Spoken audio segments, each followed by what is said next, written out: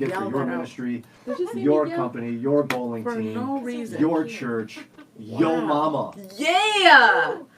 You're going to say that one day and get slapped. Yo mama? No, you didn't. Oh my gosh. When he gets called boy, it's over. It is over. That is like, yo, dude, he doesn't play that. With me, though, he'd probably be like, I don't know, dude. Test it. I know what you're doing. Test it. I know what you're doing. You should test it. Oh my goodness. What's up, Mike? Wow, I yell a lot. Why do I do that? It must make up for something. Or I must be trying to make up for something. But yeah, the census. So it comes out, I just learned today, every 10 years. And even my 11-year-old son was reacting to the news. That was like big news, dude. Yeah, well, some people are like, there's the reactions in the whole spectrum. When it's on TikTok, you know it's a big deal. Yeah. I guess. So the 2020 census, like she said, every 10 years you have a census, and that's been the case since 1790 in the United States, believe it or not. Every 10 years since 1790, we've done a census. We've counted our population. And what is it for? Like the bottom line? Well, I mean, in the United States, there's a number of purposes, but primarily it's representation in the House of Representatives. You do a census to see how population has moved, so that you can, and when it's taken, oftentimes there are states that and counties or whatever that are going to lose a representative, and others that gain it. Oh dang! Yeah, so that's a big deal. So it's a big deal for that purpose. Yeah. But there's some big time firsts. So the report on the race and ethnicity breakdowns, which just came out late last week from the 2020 census, marks the first time the absolute number of people who identify as white, Jannelle tells me to say, yeah, white, right. Me. Yeah. Like, if you did my DNA or whatever, the DNA thing, it'd be like, oh, what a nice potpourri of white. Like, oh, look, he's Scandinavian, he's British, he's Irish, he's this. Whole bunch of white. Right. Is there any non-white in there? No! You are white. White. So the absolute number of white people in the census has shrunk. First time you said since when? 1790. Ever. Yeah. So every 10 years since 1790, the population of white people in America, the absolute number of people identified as white in America has grown every 10 years. First time that's not the case. It dropped 2.6% in the last 10 years. The country also passed 2 more milestones, or as a Metro Mind would joke, he'd say, 2 more things. Oh, that's tight. That's kind of funny. But anyway, 2 more. Number 1, for the first time, the portion of white people dipped below 60%, slipping from 63.7% in 2010 to 57.8%. So less than 60% of the American population for the first time in history is white.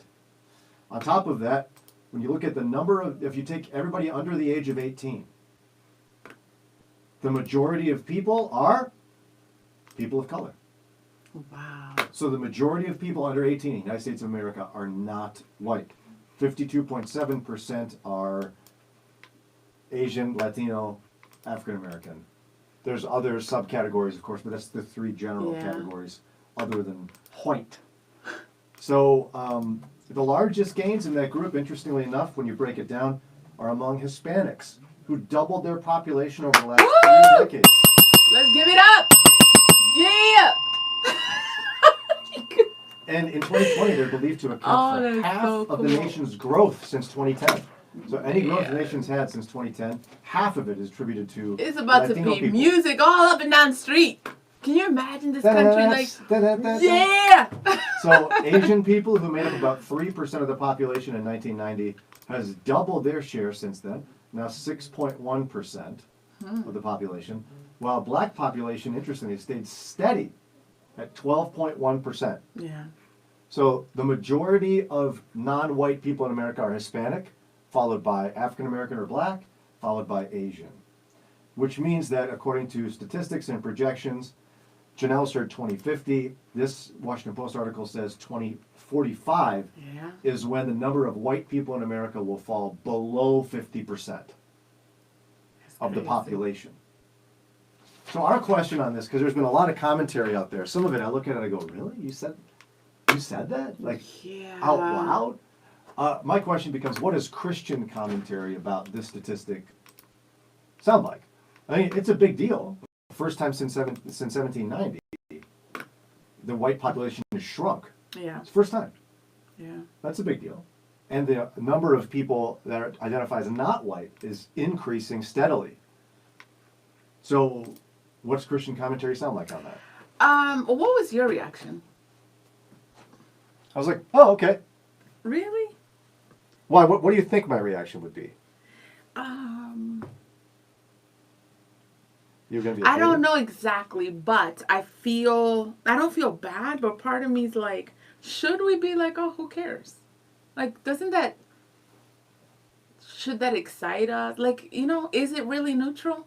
Not in a biblical sense, but significance as an American and our experience in this country. Our experience. Should we celebrate diversity? Should we celebrate, like, even how we've talked about Gen Zs? I want to say millennial down, but I think it's Gen Z down. How their attitudes toward race has changed and how that may change the narrative in our country, maybe not. I don't know. Like, should we be neutral about it as believers? We had two different responses on the air to that, as we talked about today in the show. It was, some people were like, okay, whatever. Next. Like, I'm neither happy nor sad. I'm fine. I'm neutral. Yeah. Other reactions were like, oh, good. Yay. Looks more like heaven now. Yeah. And there were others who called in that didn't directly address the question, but were frustrated. Yeah. Like, and even labels used and such. So, I don't know. How do you feel about it? You're Afro-Dominican, which means you primarily identify as Latino. Yeah. First as Latino, then as African-Dominican. Part of me, I feel good about it because I feel like as people of color, the big group, not just me, not just my group, become more and more of a majority, it may represent more and more of the interests and the needs of the smaller group. Because if you're like smaller but not really smaller, like let's say 30%, to not be the majority, you're at a disadvantage of a lot of things. So I'm hoping, okay, maybe we'll start having an influence in politics more and more and having more and more people represent, all that. But that doesn't mean anything because I'm thinking I've never studied South Africa, but I know like Latin America and DR in particular. White people are a minority, but they're still usually in better positions financially. They still kind of are more, have more influence. So that doesn't necessarily mean anything. No, that there's more but specifically, there'll be white Latinos. Yeah, those are white Dominicans, yes.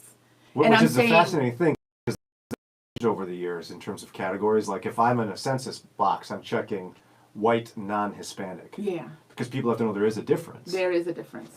And it's like, yeah. So I don't feel neutral about it.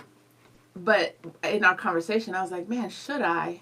I don't know. Mike says, I wonder what they would be without abortion and birth control. Just saying. What? Somebody did ask that. They were like, maybe the question should be, why are certain groups not having as many children? But you were going to say something. Well, I mean, there's so many reasons for people to make those kind of decisions, but it's generally a trend in the developed world that the more developed you become, the lower your birth rate becomes. Yeah. It's just a general trend. It's not necessarily even dependent upon race or anything. Yeah, that's a good point. What's up, Angie? What's up, Viola? Tara? Hola, amiga. And Mike is here. If you're on YouTube, make sure to subscribe. Say hello. Hi, Oris. There was some messages about it, but then I lost it. Okay, so we talked about so what did you think about the thought of that some of the frustrations in this conversation could be the loss of heritage and the loss of like your roots? Because there are some groups that are angry about it, like people in particular. There are some groups. You're like, I was like, Jannelle, duh. No, I'm saying that was a reason that I was just like, wow, you could think it's if you're not happy about it, it's racist. But when that person sent that message in, I was like, wow, that is true. And I can see how you can feel a loss. well, they're as a not people. mad about it. They're more mournful, like in a sense of the cultural identity that they have, and being Lithuanian, I believe it was, is more difficult to track down now over time. Mm-hmm. Well, I guess that's true. Yeah, I don't. As a follower of Christ, I don't. I mean, I think family history is interesting. I had my mom do the DNA, whatever, Ancestry.com Yeah. thing. Mm-hmm. You've had family members do that. It's interesting, but followers of Christ, I don't know that we should be all that worried about stuff like that. I mean, Revelation 7 talks about diversity in heaven. You got Galatians 3:28. There's neither Jew nor Greek. There's nor slave nor free, male nor female, for you're all one in Christ Jesus. Like, salvation through Christ transcends culture and ethnicity. And so while we can celebrate the diversity of it, like in Revelation, like, of course we're diverse. And we better reflect God's creation when we're diverse. So to me, really the only two responses ought to be like, okay, or yay. I feel yay.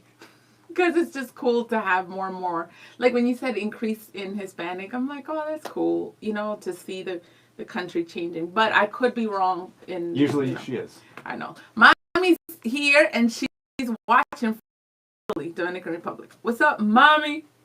My mom. That's Mommy. Angie says, I feel kind of the same way. While I'm celebrating that it will look more like heaven, I'm kind of wondering, will it make a big change? Will this cause more diversity in conversations? Diversity overall? That's what I'm hoping, but I'm hoping that as that happens, we become or work on becoming a people that feels comfortable with diversity, that feels comfortable with like mixtures of languages and like, because I'll give you an example. Like I've been in situations where if I speak Spanish, it's like, no, you got to line up with, we're here. This is America and you speak Spanish. Or like your music will stand out. So you kind of want to like mix in. That's the part of me that celebrates like, yo, that's good, so that I live in a country where I can feel comfortable and where it's just more diverse. And so I'm just hoping that people who have been in the majority culture, especially believers, become more and more comfortable with that and learn to celebrate it. And that's why the whole attitude of, okay, good, feels dismissive to me. But I guess I shouldn't expect everybody to be celebrating. Remember, I think if somebody's attitude is one of like, this is how it should be. Yeah. It's like, thanks, Captain Obvious. Oh, I see, yeah. It's not a, okay, whatever, in like an apathetic sense. It's more like, well, yeah. Oh, yeah. I see what you're saying. But they might not necessarily be like excited about it per se. Yeah. And my excitement is because I'm personally affected. So I can see how, if you're not connected to that, it's not your thing, you won't necessarily be excited. I don't think negative emotion is justified in any sense. How could a believer ever justify being upset or angry about changing demographics? Yeah. I can't think of a reason that you'd feel that way. Well, when the Latino part came out,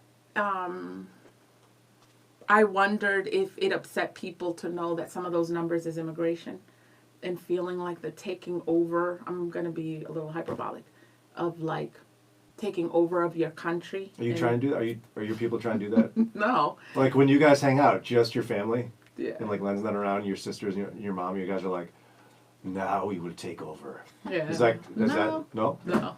Really? But you think there's Is there like a secret code Latinos have, like a Spanish word where you're like, we're gonna get them. Yeah. It's time to go. Take over. Oh, yeah, right. No? Yeah, no, not at all. People act like there is? That's what I'm saying. Yeah. And that's why I know that number in particular, more than if the black percentage was going up, that one would really irritate people. It's like, man, we got to control these numbers. See, they're coming. Look at them. That kind of thing. And yeah. But like you said, no believer, there's no justification for feeling that. They dance for no reason. What is wrong with them? America's a place where people don't dance spontaneously. All right. If you're on YouTube, subscribe and say hello and bye to everybody. Angie, Mike, Mommy, and Miss Diola.